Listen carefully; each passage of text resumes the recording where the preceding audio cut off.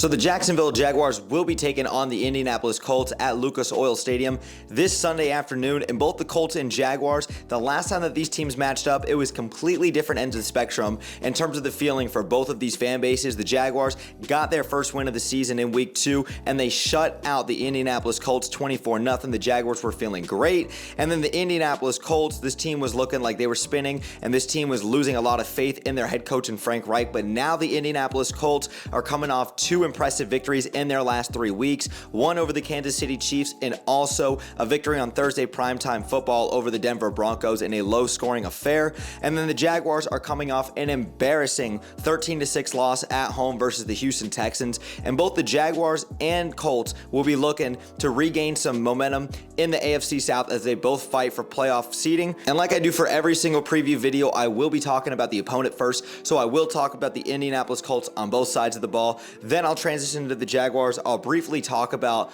the week 2 matchup and what we saw from both teams. And then at the very end, I'll kind of give my last thoughts and I'll give my final verdict. So let's get into the Colts talk. So the first thing that we got to talk about with the Indianapolis Colts is that Adam Schefter tweeted out that both Shaquille Leonard and Kwity Paye has been ruled to out for this game, and the Jaguars get another break versus the Indianapolis Colts. In that week 2 matchup, the Jaguars got a nice favorable break when guys like Shaquille Leonard and Michael Pittman Jr. and some other guys were missing for the Colts, and the Jaguars are definitely getting a nice break there. Shaquille Leonard, when he's upright and healthy, he's one of the best linebackers in the game. I got nothing but the utmost love and respect for a guy like that. He's a great leader. And then also when you talk about a guy like Kwity Paye, couple years out of Michigan now, great defensive edge, and I think he's a good guy who complements DeForest Buckner and Yannick Ngakoue pretty well. But let's talk about the Colts and where their overall ranks are as a team. Let's start on the offensive side of the ball. Colts are number 13 in the NFL in passing yards per game, and the Colts are number 27 in rushing yards per game, which is definitely not something you want to see considering they have a top 2 back in the game. And even though Jonathan Taylor did not play in that Denver Broncos game, I mean, 27th in rushing yards per game when you have one of the best backs in the game, that is not cutting it, Frank Reich. Number 23 in total yards per game. They're 23rd in third down percentage. And also the Colts rank dead last in the NFL in points per game at 13.8 points per game. This is one of the worst offenses that we've seen in the NFL so far. Not putting it all on Matt Ryan. There's a lot of problems on the offensive side of the ball, but obviously some injuries to Michael Pittman Jr. has been there, but Colts offensively, they got to do a lot better there. And then defensively, the Colts take a little bit of a step up. They're number 10 in scoring defense. They're number 16 in passing defense, number 4 in rushing defensive yards per game, which is a great job there. And they're number 31 in the NFL in turnover differential. They are -6 in the turnover differential stat department, so not a very good job there. But when you talk about Matt Ryan and what this offense has really done, I mean, I haven't seen enough out of the Indianapolis Colts in order to make me feel threatened by them offensively speaking. I have a lot of respect for their defensive players and a lot of their key talent.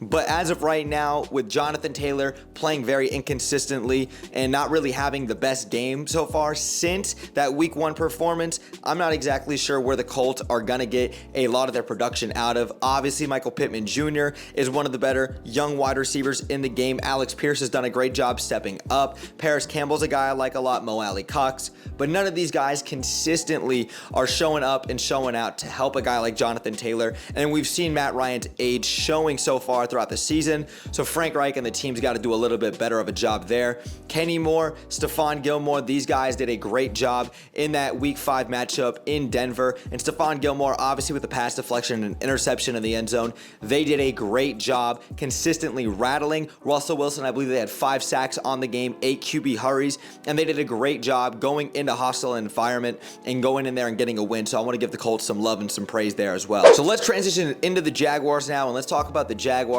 and their ranks respectively on both sides of the ball. The Jaguars are number 15 in the NFL in passing yards per game. They're number 16 in rushing yards per game, 15 in scoring points per game, number 13 in total yards per game, and they're number 15 in third down percentage. So the Jaguars offense seems relatively pedestrian. They're just about an average offense when you look at it top to bottom in terms of their team ranks, and they've just been consistently inconsistent through the first 5 weeks of the season. So Doug Peterson, Trevor Lawrence, and the rest of the offensive staff's got to figure something else out. But transitioning into the defense for the Jaguars are number 14 in passing defense, number 6 in rushing defense, doing a great job there, and I believe that the Jaguars will get Fatu Kasi back this week to help. Number 4 in scoring defense, doing a great job there, and they are number 10 in the NFL in turnover differential. They are +1 as of right now. And when you talk about the Jaguars and what they did and didn't do in that Week 5 performance, I mean, Trevor Lawrence, 286 yards, 0 touchdowns, 2 interceptions, 1 on a Hail Mary. I won't even get on to him about that 4.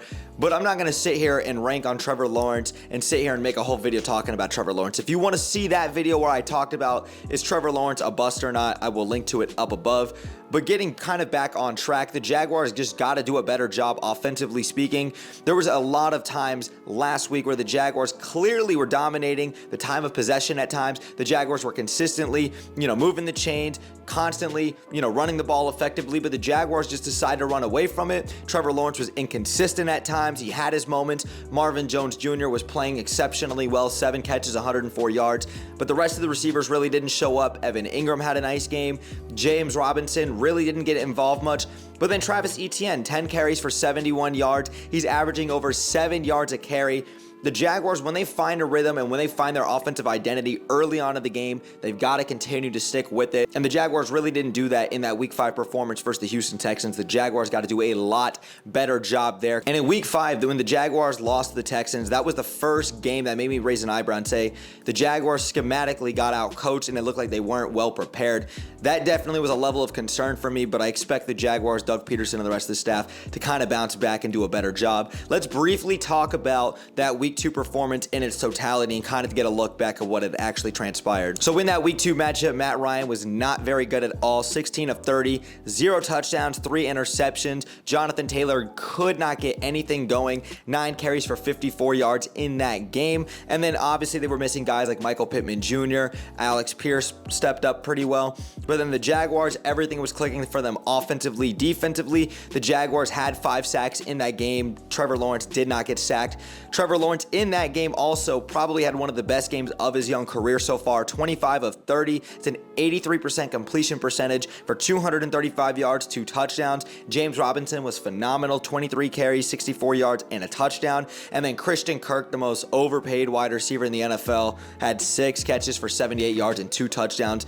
Great game by him. Now, kind of getting into my final verdict, I don't expect the Jaguars to go into Lucas Oil Stadium and just absolutely dominate in the fashion in which they did in Week 2, where they were dominant on both sides of the ball, consistently getting pressure on Matt Ryan, and the Jaguars looked like clearly head and shoulders the better team. I don't expect that same level of dominance, but I also don't expect the Indianapolis Colts to go out there and lay a goose egg, especially in front of their home crowd. I expect the Colts to be a lot more prepared. The Colts look like they have some momentum going forward for them, especially with 2 of these big wins coming over to the Kansas City Chiefs and now the Denver Broncos. Both of these teams have a lot of positioning to fight for, and this seems like a very important game for both of these teams in the AFC South right now, especially considering the fact that the Tennessee Titans are on a bye week. So the Jaguars and both the Colts want bragging rights.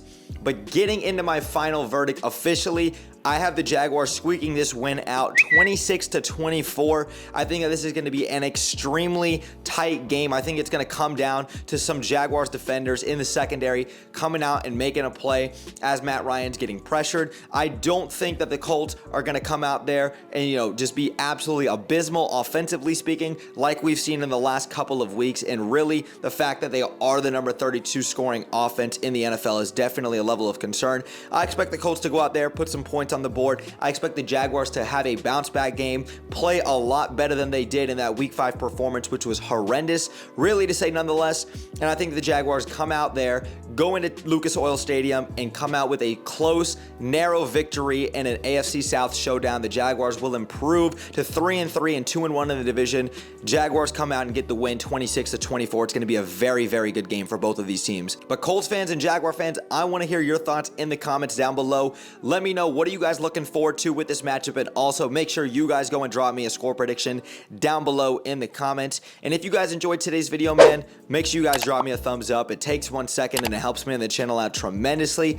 And if you guys are new here, consider hitting that subscribe bell to stay tuned for more NBA, UCF, and of course, Jaguars content that I do here on YouTube. And make sure y'all go follow me on my socials, especially on Twitter. I'm very active and I'm on there every single day. The link tree will be in the description down below. But thanks again for sticking around throughout the whole video. Brett James, aka BJ.